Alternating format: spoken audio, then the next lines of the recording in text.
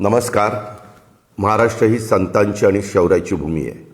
संपूर्ण देशात हिंद दी चादर म्हणून पूजनीय असलेल्या श्री गुरु तेग बहादूर साहिब जी यांच्या 350व्या शहीदी वर्षाचे स्मरण महाराष्ट्र शासन अत्यंत आदरपूर्वक करत आहे. राज्य शासनाचा अल्पसंख्याक विकास विभाग व राज्यस्तरीय समन्वय समितीच्या माध्यमातून श्री गुरु तेग बहादूर यांच्या बलिदानाचा इतिहास आपण जगभर पोहोचवण्याचा प्रयत्न करीत आहोत. नांदेड येथे 24 व 25 जानेवारी रोजी होणाऱ्या शहीदी समागम कार्यक्रमासाठी राज्यासह देश व आंतरराष्ट्रीय स्तरातून भाविक येणार आहेत.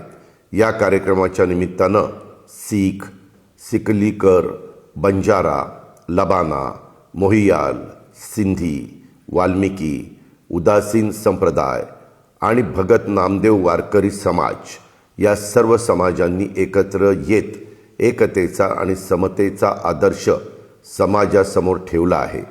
या कार्यक्रमाच्या निमित्तानं अनेक समुदायांना एकाच व्यासपीठावर आणून सामाजिक एकात्मतेचा नवा अध्याय राज्य शासन लिहित आहे.